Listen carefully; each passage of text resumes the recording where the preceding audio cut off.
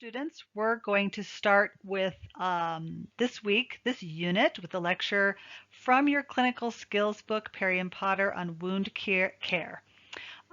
You have learned already the fundamentals of wound and skin from your fundamentals class, but I will be talking about the putting into practice caring for wounds. So proper wound care, obviously necessary. Please read my intro and wrap up for this week for some other key points from your chapter. The skin is our defense mechanism against infection, and it is our largest organ. So we have a lot of defense in intact skin. Also, we lose and gain temperature through our skin, pain, of course, and other sensory parts of our nervous system. Metabolism, of course, for sweat and diaphoresis happens as well across the skin, and of course fluid balance, as I said, with insensible losses of fluid, and we take medications in through our skin, as the case of transdermal. So the skin is a pretty active organ that's working all the time. I'm not going to go over the anatomy too much, but we do have an epidermis and a dermis. We're always talking about a break of the epidermis is a stage 1 wound because there's a break in the defense mechanism of the skin. So just keeping in mind that epidermis is fairly thick, if you see here on the slide, but it does have a little bit of a fatty layer and several layers to it. But once that is damaged, then we do move on to a stage 2. Okay, there's a lot of collagen, blood vessels, nerves, and just understanding the skin in general as a system will assist us as a nurse. We need to do an assessment on a schedule basis. I would say those should be at the beginning of a shift because we want to make sure we don't have degradation of a wound during our shift, perhaps especially from pressure. And that I like to explain that when I look at my dressing first thing in the morning and it's dated and timed, then I can estimate blood loss or drainage from a wound by knowing what my baseline was. I assessed it at the beginning of my shift, so I know at the end of the shift if not much has moved. It tells me a lot of information just because I assessed it in the beginning.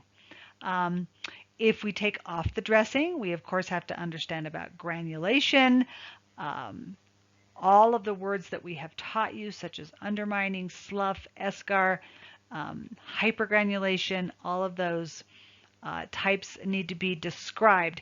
Now, I always tell students to just describe what you see.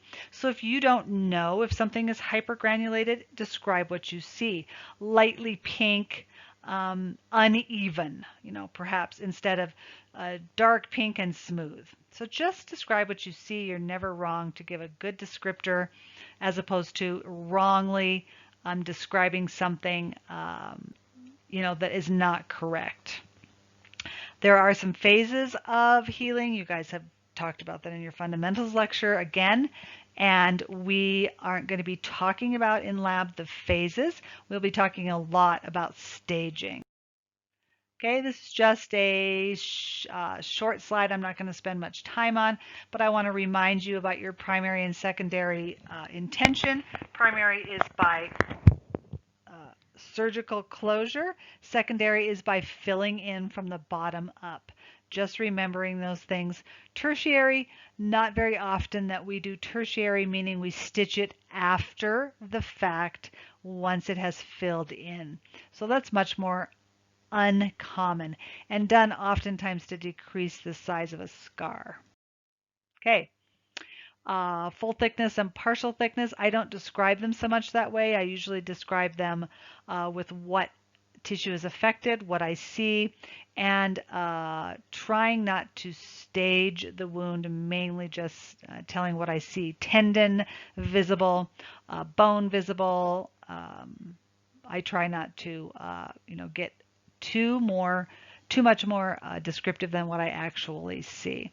We do use negative pressure, just so you know, that is wound vac. causes negative pressure, pulling blood up to the surface for healing, and taking the exudate perhaps and especially fluids off of the wound bed. So it's a moist area, not a wet area, not inundated by exudate or other fluids that might be there. Okay. We've talked about this a lot. You guys are very aware of making sure you understand about gender and perhaps culture, making sure you've translated to the patient what is going to happen. And at home, people will use things that would surprise you that they will put on a wound, perhaps something that is a family remedy. In many cultures, they use different herbs, different leaves, different poultices types, and you need to know that in a way where you can ask a question and give information that might be helpful as opposed to, oh yeah, poultices don't work, right? We can't approach it in that manner. Okay. Debridement, you guys, I want you to know the word debridement just as, removing unviable tissue and cells from the bed of the wound. Could be done with a scalpel by a physician, which is mechanical, or sharp, which is mechanical. Could be from a wet to dry. It could be from a dressing that you put in that expands over time and enzymatically changes and pulls something off of the bed of the wound. Debridement in and of itself just means, as I said, removing fluid from and debris from the base of the wound. Okay, we really teach not to remove a surgical dressing. That's usually for the surgeon or their liaisons. We reinforce them, meaning if they're bleeding, I would call the surgeon and then reinforce the dressing with more sterile or clean gauze. And then I would, of course, report. If it's a new surgical came out of the OR yesterday, the surgeon's dressing is still in place. In nursing, technically, without an order, you don't remove the surgical dressing because it was put on in a sterile fashion. If the patient needs it, we provide analgesia. We, of course, do an assessment to see what their pain level is and ask them how they have tolerated the past wound dressing changes. Healed skin from a prior injury or ulceration is always weaker than skin who hasn't been injured. So just susceptible to further or subsequent injuries. Okay, nutritional status has a lot to do with it. We don't think it does, but it really does. Of course, protein, vitamin C, and zinc are the main components of what we push. We also, of course, push fluids, a healthy diet, but making sure that you understand as a nurse that you don't build tissue without the building blocks, which are proteins. Okay. Risks of obesity oftentimes means that the patient has a bunch of adipose tissue, poor circulation to the area, less lean muscle mass, which means there's less fresh blood at the site. You need blood for healing. And hard to bring back together. So if you'll visualize someone who's extremely obese abdomen and they try to bring that back together with suture, the tissue is much less apt to stay approximated because it doesn't have as much tensile strength. Okay, the area next to a drain is always a bit more susceptible as well. So remember, we always clean outward from these things. So not bringing any bacteria from the outer to the inner portion of the drain that enters the body. So clean to dirty, as usual. You would push out any exudate toward the middle as opposed to bringing it inward. Okay. We do have a lot of factors that decrease oxygenation and healing. That could be anemia, a low H&H. Smoking is contraindicated for wound healing, and oftentimes the patients are told they must stop smoking. Sometimes before a elective surgery, I have seen the surgeon say, I won't do it unless you stop smoking. Because I know that the wound won't heal, and then the surgeon ends up taking ownership of a dehisced wound or a wound that never heals. So they're very particular about that. and other underlying cardiopulmonary conditions, which could lead to poor perfusion, because you need perfusion there, and poor oxygenation, because that's oxygen needs to be at the site. Okay, medications prescribed. In particular, I would like you to think about steroids. Steroids do increase patients' blood sugar, and they also are immunosuppressants. So we're suppressing the actual immune system that is trying to heal a wound. So those factors, on top of perhaps diabetes and smoking and obesity and then steroids, will really decrease a patient's likelihood of healing in a timely fashion or in the amount of time that the physician would predict. Okay, chronic diseases such as I said, COPD and smoking, diabetes in particular, or cancer, which is has suppressed the immune system. Perhaps they're on chemo. Perhaps they're a transplant patient who's taking something for immunosuppression, or even a person who has autoimmune RA or other diseases because they take immunosuppressants. Okay. Um, when we are measuring and locating and assessing a wound, remember that we do length, width, and depth. Okay. We sort of estimate how much of the wound perhaps has slough or necrotic tissue, and what kind of exudate is being expelled. Perhaps it's serous, serosanguinous, sanguinous, or purulent, and those all make a difference in how you would receive an order from the physician. Remember to be very careful to watch the peri-wound area. In other words, the edges. We like those to not be red, not macerated, not, of course, necrotic or dark, because we're trying to secondarily get this wound to fill in, and the edges, of course, need to be part of that process. Okay, really can't be delegated at all to assess. Of course, your NAP can come to you, tell you that a dressing has fallen off, this patient has pulled it off, it fell off in the shower, it has stool in it, and an assessment needs to be done by the nurse. Okay.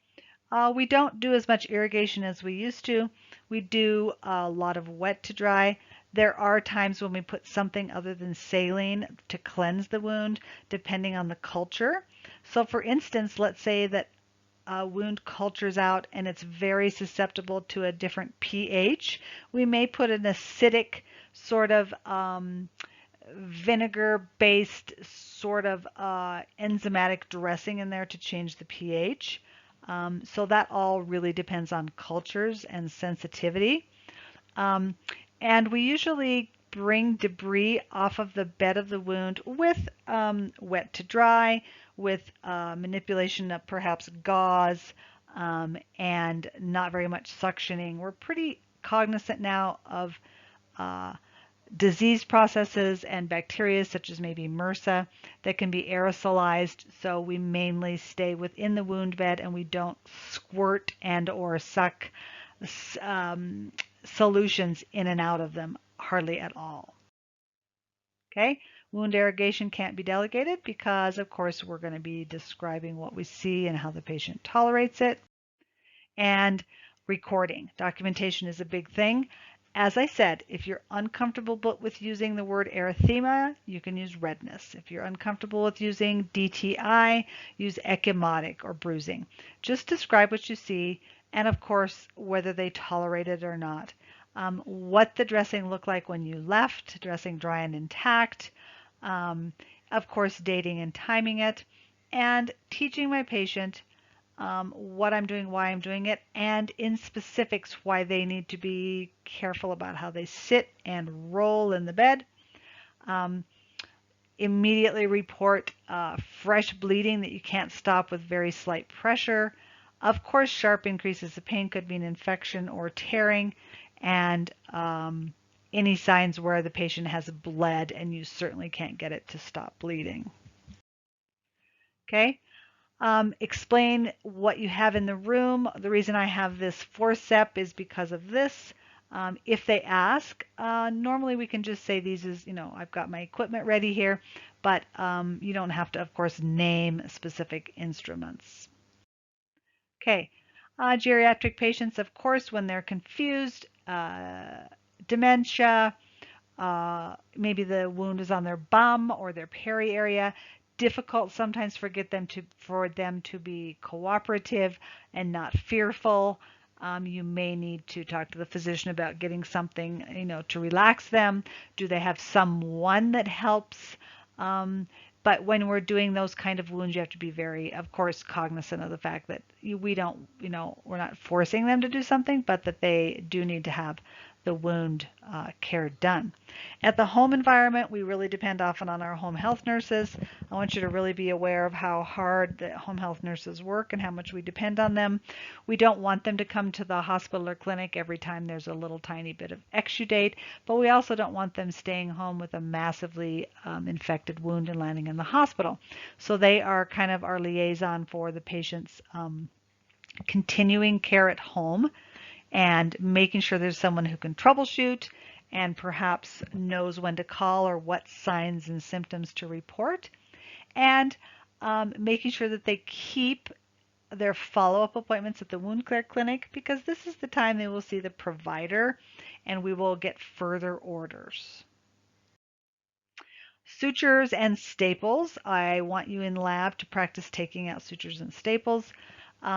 Normally 7 to 14 days. Sometimes the surgeon will have an order there which says on day 10. Sometimes they will often say remove sutures when a wound is approximated, which means that the wound nurse and or the bedside nurse is doing the assessment. I teach you to remove every other staple or every other suture to make sure that you don't have any dehiscence.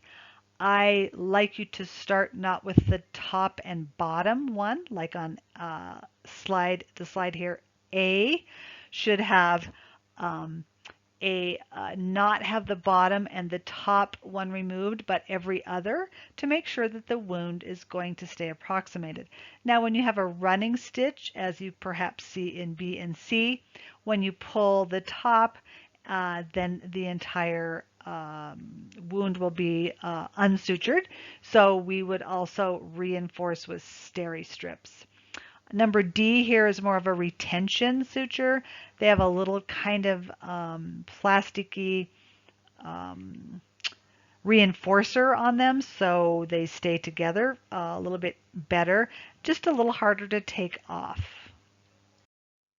Can't be removed by our NAP, so make sure you're doing that task because it also involves an assessment.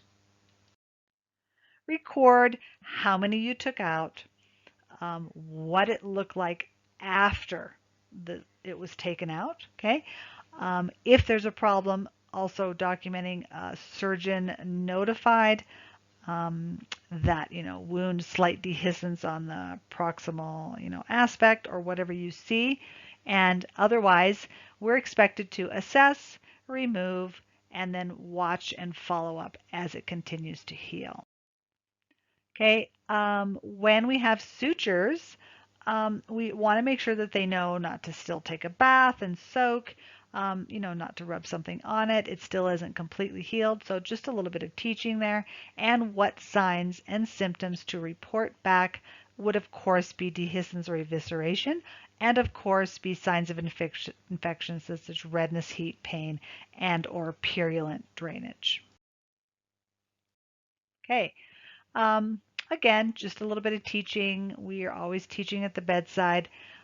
Remember to tell people what to expect. Report back to me if it breaks open or starts to bleed and you can't stop it. But it will be a slightly bit tender and pink. We like it to be pink on the edges, right? So I tell them also what to expect so that they're not calling and saying it's a little bit pink tonight. And that's because we manipulated it with the suture removal, but just make sure they know what to expect. Okay, little bitty peoples you'll talk about next semester, but those are a lot harder. Our geriatrics can be harder as well to have them not pick at, move, not manipulate, not pull off dressings, and not scratch. Because sometimes with dementia, they have a difficulty, of course, with that short-term memory. Okay, this is called a Penrose drain, and it's just a little tube that drains out perhaps exudate and or maybe some irrigant that was put into the wound when it was surgically um, repaired. Um, these are quite pliable plastic. They show you a picture here with the safety pin. We don't want it migrating inward, especially in those very large obese abdomens. So this keeps a good visual for me to make sure that the Penrose is still in place. And whatever is drained goes onto the gauze and the skin.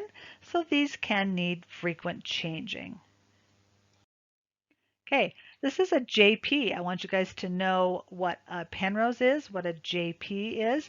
It's this little grenade-shaped vacuum that has a vacuum inside of it that you activate, and it sucks just by way of gravity and very light vac pressure any drainage from inside the wound. Oftentimes, nurses are ordered to pull these. They do have sutures sometimes. You have to be careful and make sure that you are charting the length of it. And remember what I've told you, anytime a catheter or tube is pulled out of the patient's body, I need to look at the end of it and chart that the distal end intact, meaning no fragments are left inside the patient's body. Very important. Um, when I am emptying these, whether it's a hemovac or a JP, that goes on the I&O for that day. Be very careful to make sure you're letting the surgeon know by way of your I&O graphic that it's still draining. If it's draining 100 a shift for a small wound, that's a lot. But if it's draining nothing and you've irrigated it, you know it's working, then it's time for it to come out. They're very dependent on us assessing and monitoring as well as charting what has come out of the wound. Okay, sudden changes like it's turned to be yellow-green, it's turned to be very bloody, it has stopped completely draining. This morning I emptied it and it had 50 in it, now it has none. So those things need to be told to the physician. Of course, if it's dislodged, you find it in the bed, the patient has pulled it, all of those things need to be reported. Okay, post-operatively, lots of people go home with drains, lots of surgeries have drains. Again, what signs and symptoms to report and what to expect. I like to teach aseptic technique, please washing their hands and wearing gloves, cleaning off these surfaces before they work, and keeping alcohol swabs to clean the drain tubes, and perhaps understanding how to put on a clean dressing. These are really important things for home care. Our geriatric patients can always be dehydrated and have poor nutrition. And as I have said, oftentimes, not often, sometimes we'll pull out the drain and offer it to you when you come into the room, which is delightful and not unusual. However, that means I didn't protect it well enough with either a binder on the abdomen, perhaps some tie-up jammies, maybe a couple of different layers of something with a zipper that's hard to get out, just something that is confounding for those people where they don't constantly work on their drain. Okay, this is kind of a picture of a wound that has been treated with a wound vac, negative pressure wound therapy. Suction, as I said, brings the exudate off of the surface and also brings blood up to the surface, and we need blood for healing. It's a definite contraindication to put a wound vac on a bleeding wound. It will suction blood, meaning it will increase the bleeding. So we don't put negative pressure wound therapy on something that we can't get stopped bleeding. And if something has been bleeding into your wound vac, you need to turn it off and report it. We don't continue to provide suction onto a wound bed that's actively bleeding. Okay, The delivery is almost always negative wound pressure is usually at somewhere between 80 and 120 millimeters of mercury, and intermittent or continuous per order of the physician. And we just follow that order. And it comes up on the wound vac itself how to set it. But normally, just know that pressures are hardly ever less than 80 to 120. Otherwise, it's just really not giving a good suction off of the wound bed. Okay, this is not going to be delegated to the NAP, although they do come tell you when it's beeping. Oftentimes the NAP will know how to unkink the tubing, of course, monitor the tubing for getting, pulled apart during a transfer, and, fluid that is leaking and the wound vac isn't working. Chart exactly what you've gotten for that shift if it can be measured. And how you maintain the dressing, perhaps negative pressure wound therapy maintained at 120 millimeters of mercury through shift, received 150 mLs of serosanguinous, whatever. Okay, very concisely documenting what you see. As I said, bright red brisk bleeding is a contraindication. Of course, if the wound looks different and has eviscerated, or you see that the dressing has fallen off or it's leaking and you don't have suction, you'll need to troubleshoot those. Okay. When we're teaching to patients, making sure that they take pain medicines at home, signs and symptoms of infection, which can include but are not limited to redness, heat, pain, fever, chills, and perhaps increased white cells. What will be expected in the wound? Please tell them that. Please tell them how often it needs to be done. So again, troubleshooting and a member of the family that can help them to maintain. We do have a lot of wound vacs at home. Maintain a lot of them through home health. Geriatric patients need to sometimes start with 75 millimeters of mercury or lower, depending on their skin, because their skin is quite fragile in the peri-wound area. At home, again, knowing when to call the nurse or when to come in, and how to properly dispose of what you are collecting so that it doesn't go improperly into the landfill or the water sources. We don't flush them.